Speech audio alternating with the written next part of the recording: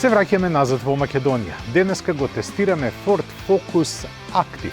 Но, на самиот почеток да расчистиме што е тоа Ford Focus Active.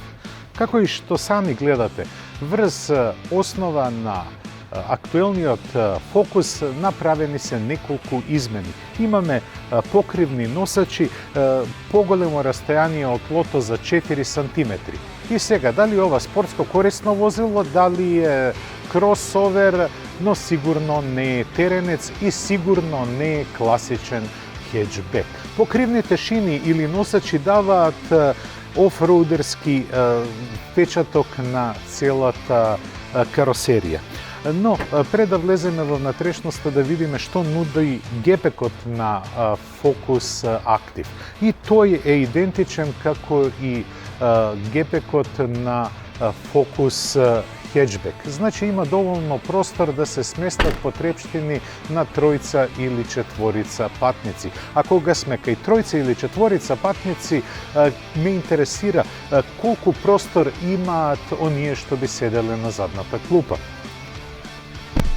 Се сместив на задната клупа и не можам да не бидам задоволен, бидејќи имам простор во сите правци. Имам простор за колената, растојанието од главата до покривот ми е токму онакво како што треба, можам удобно да се сместам на моето седиште. За тројца на задната клупа заборавете дека има простор. И имам една мала забелешка за длабочината на седалката која ви наложува на подолги релации повеќе да се подпирате на стопалата.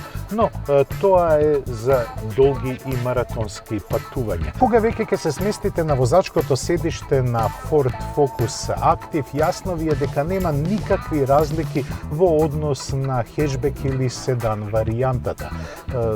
Focus Active е модел кој има кросоверски амбиции, барем во изгледот, па би требало и во внатрешноста да има такви некои цитати, но за жал нив ги нема.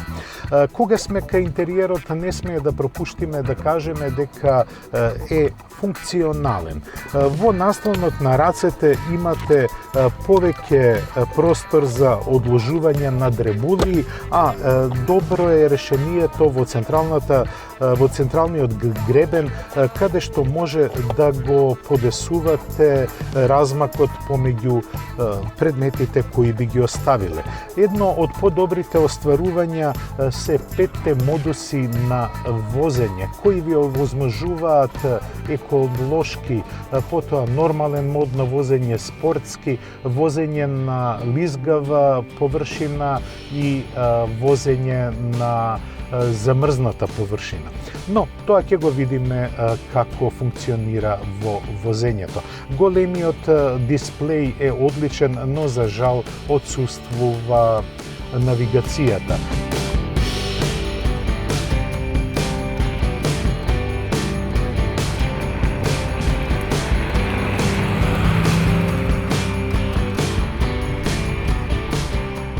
Во своето актив издание Ford Focus е интересно остварување.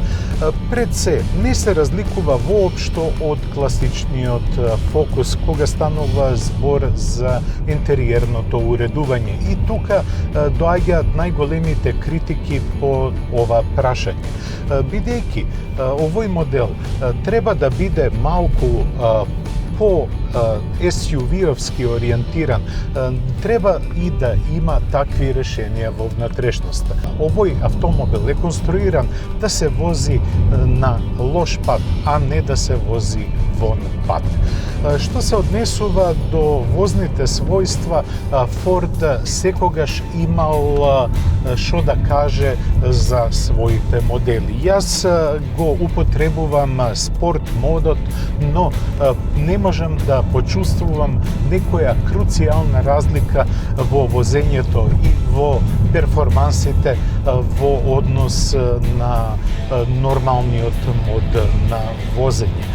Но сепак, ако нешто Ford добро прави, тоа е подвозието, кое е можеби најдобро во светот на возилата со погон на предните тркала. Едноставно се чувствувате сигурно и удобно зад управувачот без оглед дали сте на прав пат или на пат исполнет со свиоци. Едноставно неговото однесување, неговите манири се за секоја пофалба.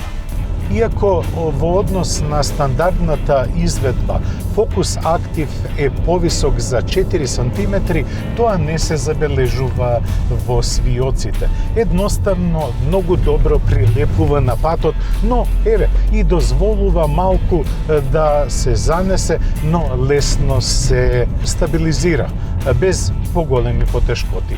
Па тука е убавината на возењето на Focus, особено ако го донесете на некој пат исполнет со свиоци. Тоа е вистинско задоволство. Ке беше поголемо задоволство доколку моторот беше нешто посилен. Испод хаубата имам 1,5 литарски турбобензинец со 150 конски сили, но тој е 3-цилиндерски и ја има онаа карактеристична нота за 3-цилиндерските бензински мотори потпомогнати со турбо. А тоа е дека на почеток како да нема сила, но одеднаш се случува експлозија и одеднаш имате одлично забрзување. Но сепак оној типичен звук за 3-цилиндрашите надвладува. Неговите возни својства се многу добро избалансирани со 6-степениот мануелен менувач. Доколку имате живци побрзо да работите со менувачот и да менувате на помали вртежи, тогаш и економичноста може да достигне зачудувачки граници. Можете да забележите просек од ниски 6,8 литри. Но јас припаѓам во групата на оние други возачи, на возачите кои сакаат да извадат максимум од механичките склопови. Тоа кај Ford не е проблем, бидејќи можете одлично да ги цедите и моторот и менувачот. Па затоа мојата просечна потрошувачка беше 8,7 литри, што и не е некој параметар за пофалба, но далеко е од параметар за срамење. И на крај, што да се каже за Ford Focus Active?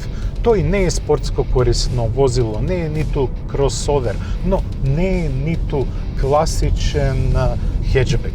Ова е возило кое ви овозможува една малку поинаква слика за возењето.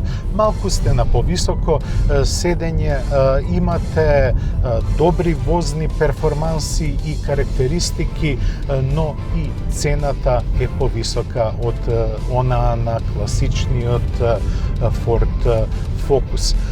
Таа е 26.000 евра, што и не е толку ефтино, бидејќи веќе навлегува во сегментот на спортско корисните возила. Тука Ford ги има многу. Има EcoSport, има Puma, која сега е најновото спортско корисно возило на синиот овал, но не смее да го заборавиме ни, ајде да кажеме, веќе ветеранот Ford Kuga, која исто може да се набави во ценовна рамка од 26.000 евра.